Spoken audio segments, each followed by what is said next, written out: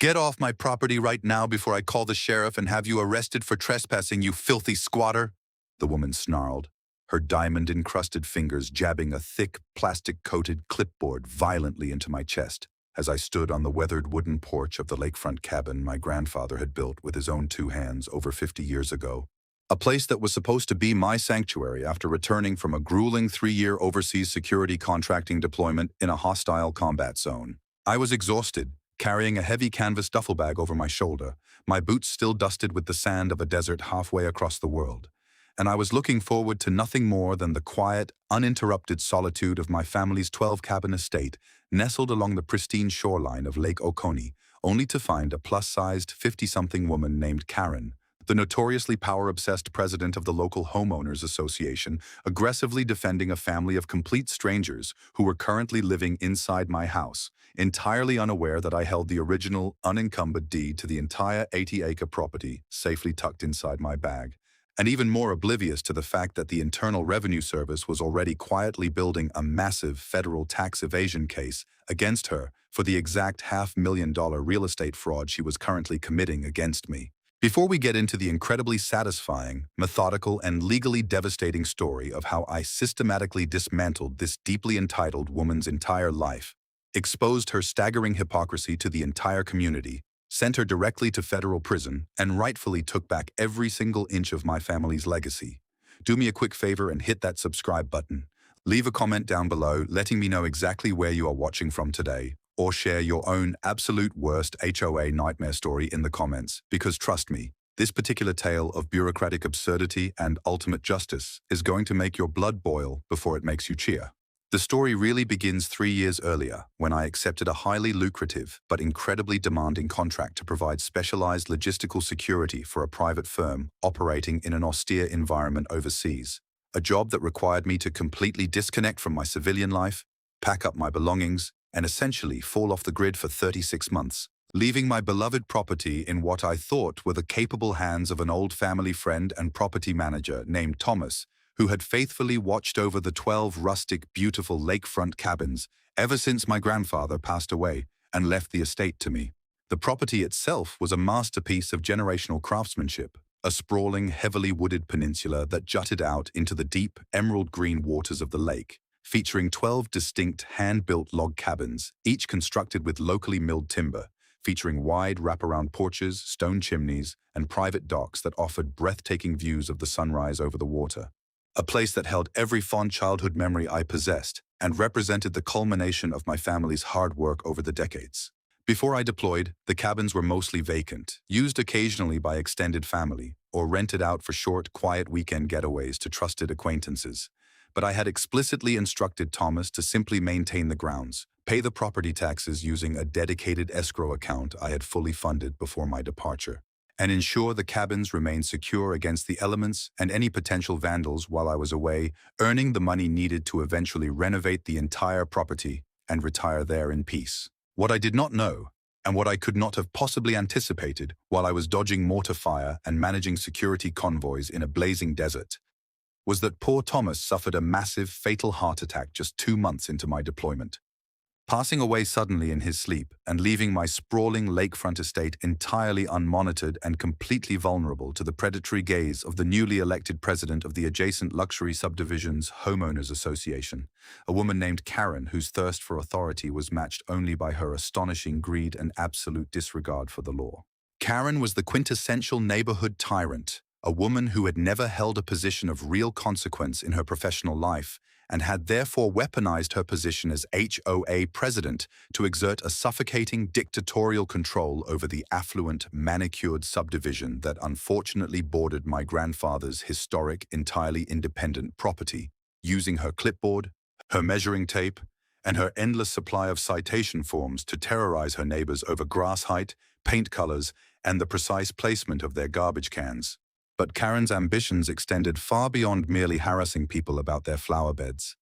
She looked at my 80-acre peninsula with its 12 beautiful, empty cabins sitting peacefully under the shade of ancient oak trees, and she didn't see a neighboring property that predated her subdivision by 40 years. She saw an opportunity for immense personal profit, assuming that because the property was suddenly unkempt after Thomas's death, And because I was utterly unreachable overseas, the estate had been completely abandoned by some distant, uncaring heir. Without a shred of legal authority, armed with nothing but her own staggering entitlement and the misplaced confidence of a woman who had never been punched in the mouth by reality, Karen unilaterally decided to annex my family's land into her HOA's jurisdiction, fabricating a series of completely fraudulent abandonment and blight citations, assessing tens of thousands of dollars in fake fines against my property, and then, in a move of breathtaking criminal audacity, executing a series of forged quitclaim deeds transferring the management and revenue rights of all 12 cabins to a newly formed, shadowy limited liability company called Lakeside Community Preservation, LLC, which she secretly owned and controlled entirely by herself. Over the next 3 years, while I was sweating in body armor and sleeping on a narrow cot thousands of miles away, Karen transformed my family's quiet sanctuary into her own personal, highly lucrative rental empire, aggressively marketing the 12 lakefront cabins on various vacation rental websites and long-term leasing platforms, charging an exorbitant $1,500 a month per cabin and demanding that all rent be paid either in untraceable cash or via direct digital transfers to her LLC's bank account, effectively stealing over $18,000 a month, which amounted to a staggering $648,000 over the course of my deployment. Money she used to fund an incredibly lavish lifestyle that included a brand new, fully loaded Mercedes G-Wagon, extensive, gaudy renovations to her already oversized McMansion, and multiple luxury cruises, all while continuing to portray herself to the neighborhood as a selfless, dedicated community volunteer who was just trying to clean up an eyesore for the betterment of the subdivision.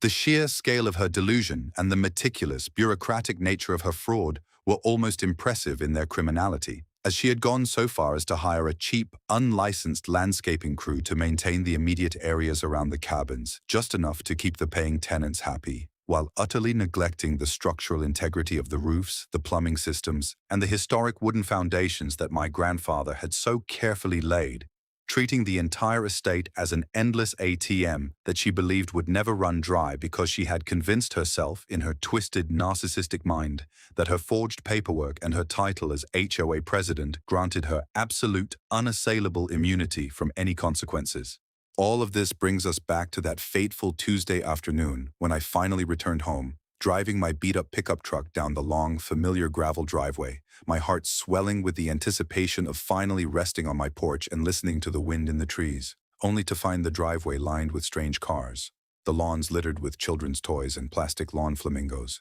and the overwhelming, undeniable realization that my property had been completely occupied by strangers. When I parked my truck and approached the main cabin, intending to gently but firmly ask the people inside who they were and what they were doing in my house, the front door swung open and out stepped Karen, who just happened to be on the property conducting one of her tyrannical inspections of her captive tenants, her face immediately turning a furious shade of crimson as she saw my dusty boots and my faded tactical trousers, immediately assuming I was some sort of vagrant or lost blue-collar worker who had wandered into her exclusive stolen domain.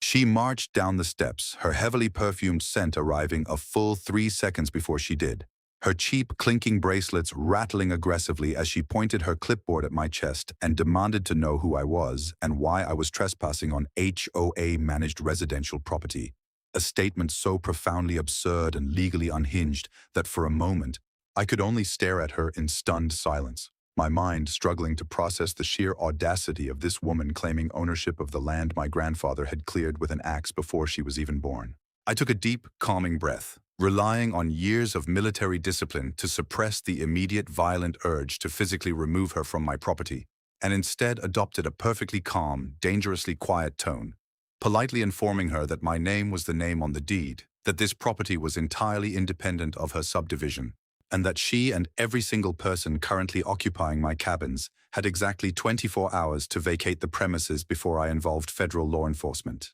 Karen let out a sharp, barking laugh, a sound entirely devoid of humor and dripping with pure, condescending venom, as she looked me up and down, clearly unimpressed by my simple attire and my calm demeanor, and haughtily informed me that I was a delusional, lying trespasser, that the original owner had abandoned the property years ago, that the HOA had legally seized the deed through a community betterment lien, and that if I didn't get back in my disgusting little truck and drive away immediately, she would have her husband, who she loudly proclaimed was a highly connected local real estate attorney, sue me for harassment, and have me thrown in the county jail. I didn't raise my voice, I didn't argue with her, and I didn't waste my breath trying to explain the intricate laws of property ownership to a woman whose entire worldview was entirely insulated by her own ego. I simply looked her dead in the eyes, gave her a slow, cold smile that clearly unsettled her despite her bluster, turned on my heel, walked back to my truck, and drove away, leaving her standing on my porch with her clipboard, completely unaware that she had just initiated a war with a man who had spent the last decade specializing in the meticulous, strategic dismantling of highly organized adversarial networks.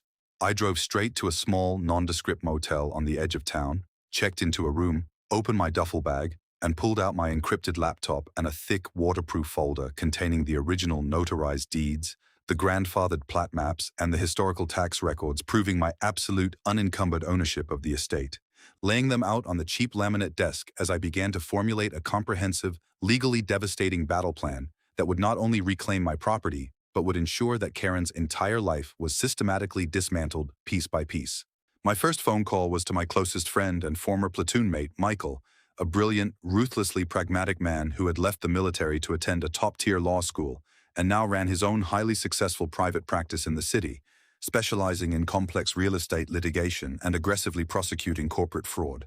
A man who possessed a deep, abiding hatred for bullies and bureaucrats, and who, upon hearing my incredibly detailed account of what I had just discovered, let out a low, predatory whistle through the phone and immediately canceled all of his appointments for the rest of the week to drive down and join my fight. When Mike arrived the next morning, wearing a sharply tailored suit that contrasted sharply with the dingy surroundings of the motel room, we immediately went to work, driving to the county courthouse to pull every single public record, property filing, and HOA charter document associated with Karen, her subdivision, and my grandfather's estate, spending hours in the dusty, fluorescent-lit archives meticulously tracing the massive, glaringly illegal paper trail that Karen had so arrogantly and carelessly left behind. It didn't take long for Mike's trained legal eye to unravel the entire fraudulent scheme. He found the completely fabricated abandonment notices that Karen had supposedly mailed to me, all of which had miraculously been returned to sender and signed off by Karen herself. He found the ridiculously illegal community betterment liens she had filed against my property without a single judicial signature, and most damning of all, he found the forged quitclaim deeds, documents that purportedly transferred the management rights of my family's estate to her shadowy Lakeside Community Preservation LLC, documents that featured a glaringly obvious, wildly inaccurate forgery of my signature, supposedly notarized by a man who, a quick public records search revealed, had actually died 2 years before the document was even stamped. Mike sat back in his chair in the county clerk's office, holding the forged deed up to the light, a massive, terrifying grin spreading across his face as he looked at me and whispered that Karen hadn't just committed a minor civil infraction. She had committed multiple, highly documented counts of grand theft, real estate fraud, forgery, and wire fraud, and that by using the federal banking system to collect and deposit the illicit rent money across state lines, she had elevated her petty neighborhood tyranny into a massive federal crime carrying decades of mandatory prison time. But Mike wasn't finished. He pulled out his laptop, accessed a specialized legal database, and began digging into the financial records of Karen's LLC, utilizing a few well-placed contacts he had maintained within the financial regulatory sector. And within an hour, he discovered something that elevated our counterattack from a simple legal victory to an absolute scorched earth masterpiece.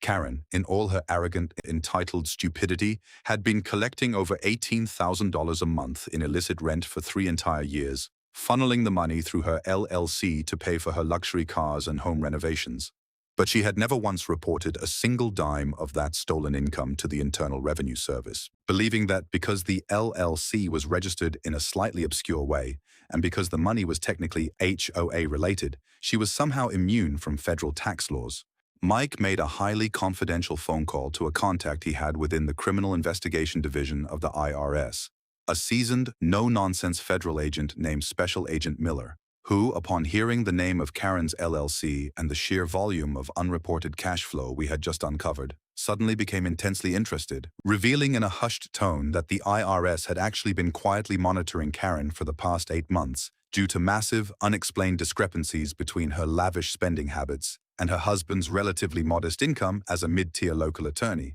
But they hadn't been able to pinpoint the exact source of the illicit funds until we literally handed them the entire, beautifully documented $500,000 real estate fraud on a silver platter. Agent Miller explicitly asked us not to immediately file a massive, explosive lawsuit or go to the police just yet, explaining that if we spooked Karen prematurely, she might attempt to destroy evidence, move the stolen money into offshore accounts, or flee the jurisdiction entirely. And instead, he proposed a highly coordinated, incredibly satisfying joint operation. Mike and I would handle the civil side, slowly turning up the heat on Karen, forcing her to double down on her lies, and legally trapping her into submitting her forged documents into the official court record under oath, thereby sealing her fate on the perjury and fraud charges, while the IRS would use that time to quietly freeze her bank accounts, secure federal search warrants for her home, and prepare a massive, inescapable federal indictment that would completely destroy her life in one single, devastating blow. I agreed to the plan instantly,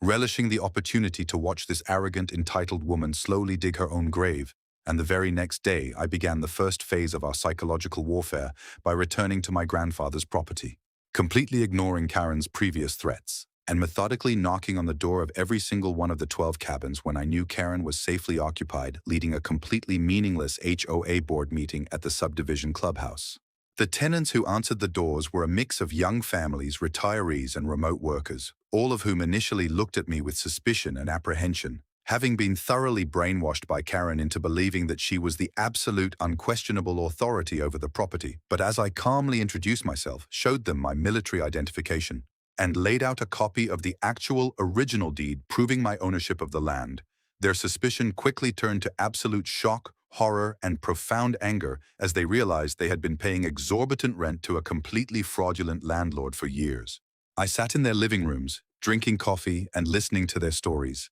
discovering just how deeply Karen's abuse of power ran. She had forced them to sign draconian, entirely illegal lease agreements that gave her the right to conduct unannounced invasive inspections of their homes at any hour of the day or night. She had threatened to evict families with young children if they left toys on the lawns. She had refused to fix leaking roofs or broken water heaters, claiming the HOA budget was too tight, and she had aggressively intimidated anyone who dared to question her authority, creating an environment of constant fear and compliance, while she pocketed their hard-earned money to buy herself designer handbags and luxury vacations. I assured every single tenant that I was not there to evict them, that I understood they were victims of Karen's massive fraud just as much as I was, and I made them a completely irresistible offer. If they agreed to quietly cooperate with my lawyer, provide us with copies of their forged lease agreements, and turn over all records of their rent payments, bank transfers, and text messages with Karen, I would immediately honor their presence on the property,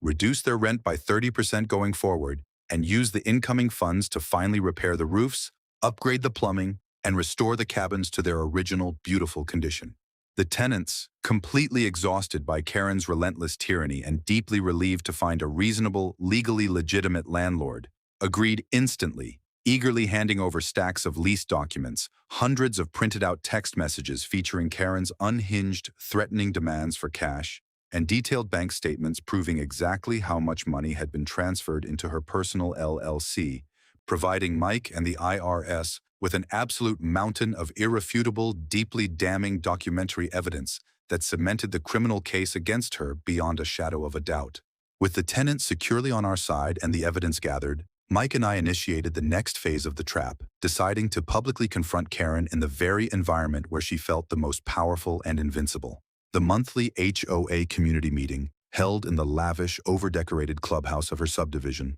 a room packed with dozens of affluent, mostly terrified neighbors who had gathered to listen to Karen drone on about the absolute necessity of maintaining uniform mailbox colors and the severe penalties for leaving trash cans by the curb for more than 12 hours. I walked into the back of the room just as Karen was standing at the podium, wearing a bright pink blazer, heavy, expensive jewelry bought with my money, and a smug, self-satisfied expression as she banged a small wooden gavel and demanded complete silence, her eyes widening in absolute shock and immediate burning fury as she spotted me standing calmly in the back row, leaning against the wall with my arms crossed, a small, knowing smile playing across my face.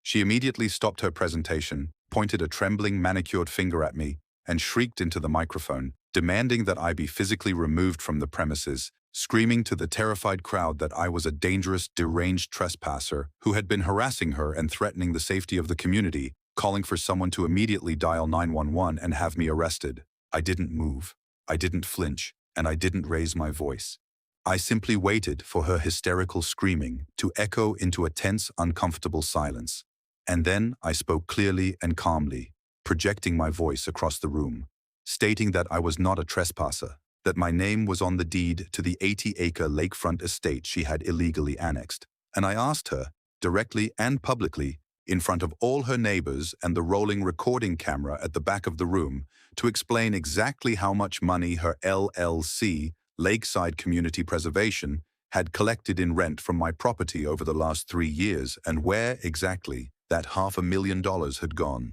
The entire room went dead silent, the kind of heavy, suffocating silence that precedes a massive explosion. As dozens of heads swiveled back and forth between me and Karen, the neighbors completely stunned by the accusation, while Karen's face drained of all color, turning a sickly, pale white as the sheer, terrifying reality of being publicly confronted with the exact name of her secret LLC finally pierced through her impenetrable armor of delusion and entitlement. For a split second, I saw absolute, unadulterated panic in her eyes. The desperate, trapped look of a predator realizing it has just stepped directly into a snare. But her massive ego and her years of unchecked authority quickly overrode her survival instincts. And instead of remaining silent or seeking legal counsel, she doubled down in the most spectacular, self-destructive way possible, screaming into the microphone that she was the president of the HOA, that she had absolute authority to seize abandoned, blighted properties to protect the property values of the subdivision,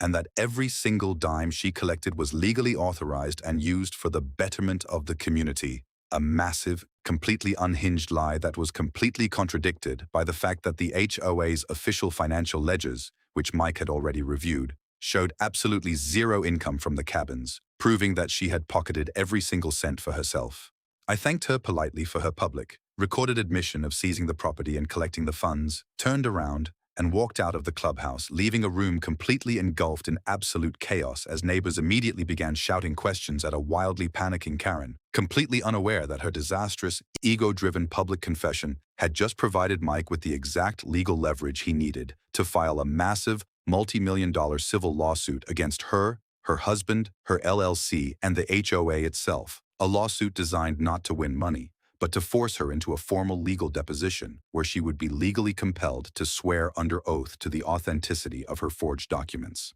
The very next morning, Mike filed the massive civil complaint in the county court, formally accusing Karen of grand theft, fraud, trespassing, and intentional infliction of emotional distress. And within hours, a terrified, profusely sweating process server handed Karen a massive stack of legal documents as she was pulling her luxury G-Wagon out of her driveway, officially trapping her in a legal nightmare from which there was absolutely no escape. Karen, completely blinded by her own arrogance and relying on the deeply flawed legal advice of her husband, who was a mediocre real estate attorney completely out of his depth against a ruthless, brilliant litigator like Mike, decided to aggressively fight the lawsuit, filing a massive, completely absurd countersuit claiming that I was the one committing fraud, that my deed was fake, and incredibly, she voluntarily submitted the forged quitclaim deeds, the illegal leases, and her fabricated abandonment notices into the official court record, swearing in a signed, notarized affidavit under the penalty of perjury that every single document was completely authentic and legally binding.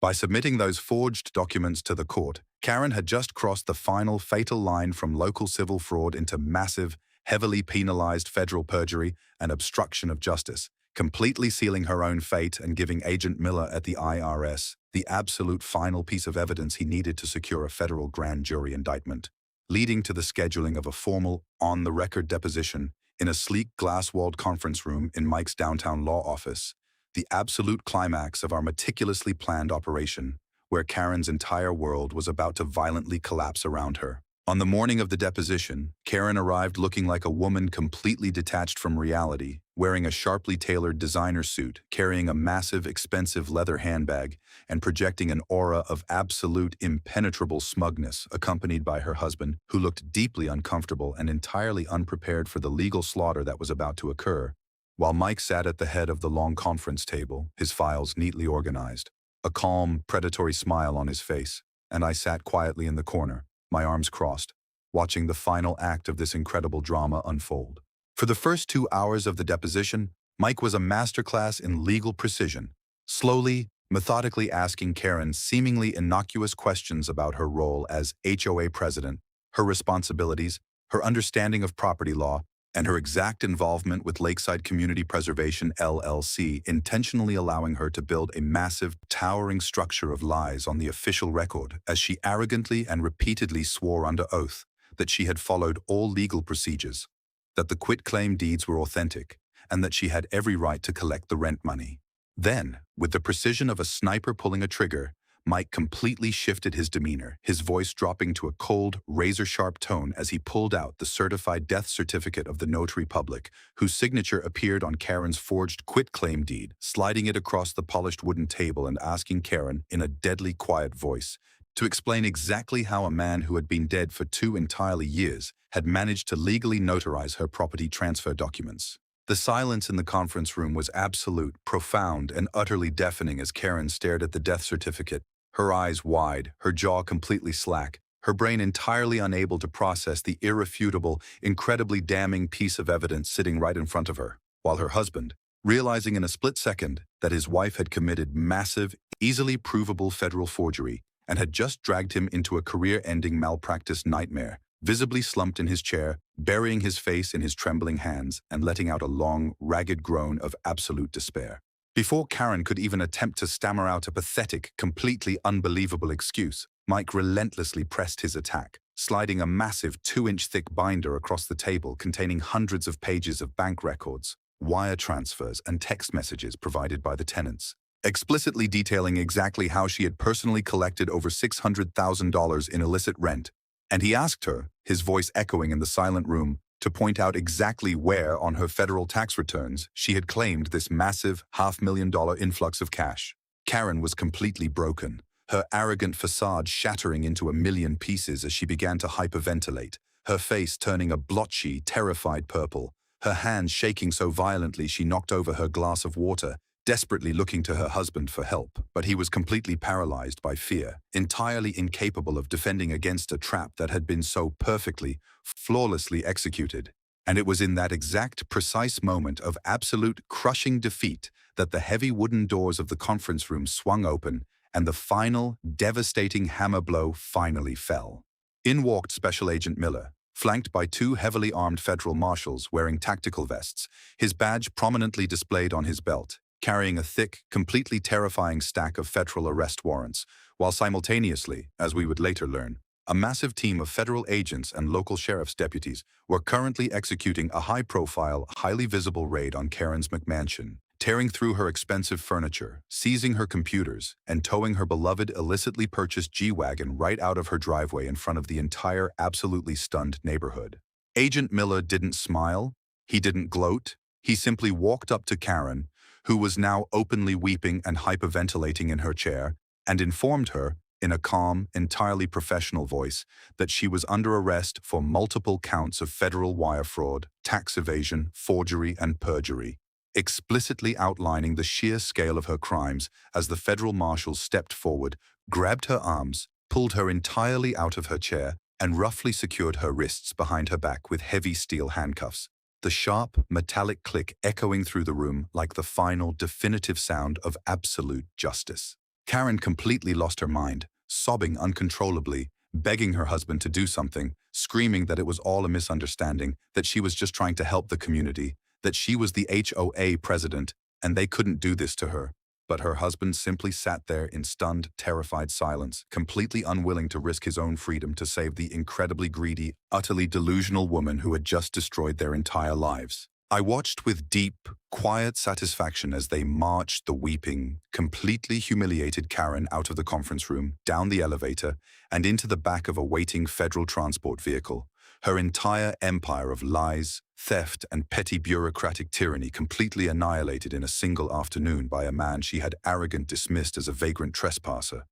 proving once and for all that absolute entitlement is no match for meticulous planning, irrefutable evidence, and the crushing, inescapable weight of the federal justice system. The aftermath of Karen's spectacular downfall was incredibly swift and completely devastating to her entire sphere of influence.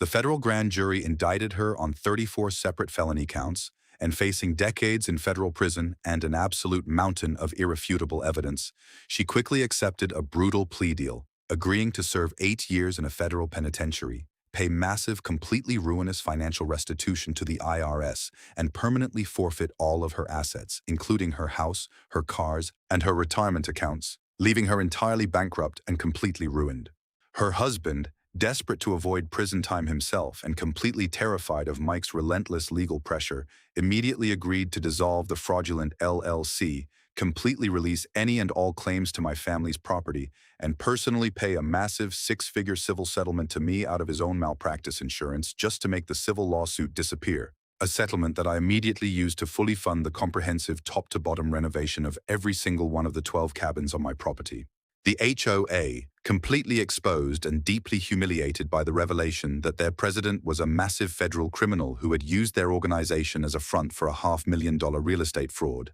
held an emergency meeting where they immediately disbanded the entire current board, rewrote their bylaws to severely restrict the power of future presidents, and formally, legally recognized the absolute independence of my grandfather's estate, ensuring that no entitled, power-hungry bureaucrat would ever attempt to annex my land again. As for the tenants who had been so horribly abused by Karen, I stayed true to my word, ripping up their illegal draconian leases and signing them to entirely new, fair, and legally binding agreements with the promised 30% reduction in rent, completely transforming the atmosphere of the property from one of constant fear and intimidation into a genuine, thriving, incredibly happy community of people who deeply respected the land and appreciated a landlord who treated them with dignity and respect. I spent the next 6 months completely immersing myself in the physical labor of restoring the cabins, replacing the roofs, upgrading the plumbing, sanding the historic wooden floors, and clearing the overgrown brush, finding a deep, profound sense of peace and healing in the hard, honest work, slowly washing away the stress and trauma of my overseas deployment, and deeply reconnecting with the beautiful, serene environment that my grandfather had built so many decades ago. On a warm, clear evening in late autumn, exactly 1 year after I had first returned home to find Karen standing on my porch with her clipboard and her arrogant threats, I sat in a sturdy wooden rocking chair on the freshly painted deck of the main cabin, sipping a cold beer and watching the sun slowly set over the deep emerald waters of Lake Oconee, listening to the completely peaceful sounds of the wind in the ancient oak trees and the distant, happy laughter of the tenants enjoying a barbecue down by the water. I thought about the incredible journey of the past year, the staggering audacity of a woman who believed she could simply steal a $500,000 estate because she had a title and a clipboard, the absolute brilliance of my lawyer friend Mike who had engineered the perfect, inescapable legal trap, and the deeply satisfying, utterly profound reality that justice, while sometimes slow and incredibly complicated, can occasionally be delivered with absolute, devastating precision. The property was entirely mine again, completely secure, beautifully restored, and generating a legitimate, incredibly healthy income that would easily sustain me for the rest of my life, a living, breathing testament to the enduring power of family legacy, the absolute necessity of standing up to entitled bullies, and the incredible, unmatched satisfaction of completely destroying an arrogant, abusive tyrant using nothing but patience, strategy, and the crushing, undeniable power of the absolute truth. It is a story I will carry with me for the rest of my life, a constant reminder that no matter how much power someone thinks they have, no matter how many forged documents they create, and no matter how loudly they scream their lies, they are never entirely immune from the consequences of their own boundless greed, and that sometimes, the absolute worst mistake a predator can make is assuming that the quiet, disciplined man standing calmly on his own front porch is just another easy victim waiting to be devoured.